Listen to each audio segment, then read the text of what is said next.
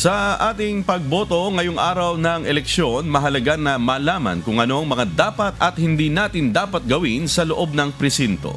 Una, alamin saang polling precinct ka dapat bumoto.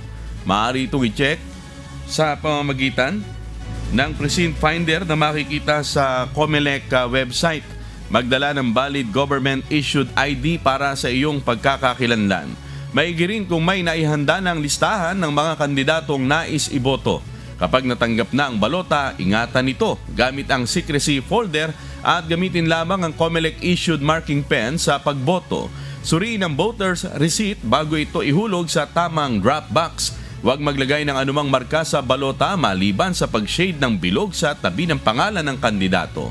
Bawal ang pangangampanya at pagsusuot ng campaign-related items sa loob ng presinto. Iwasan din ang overvote para hindi ma-invalidate ang iyong boto.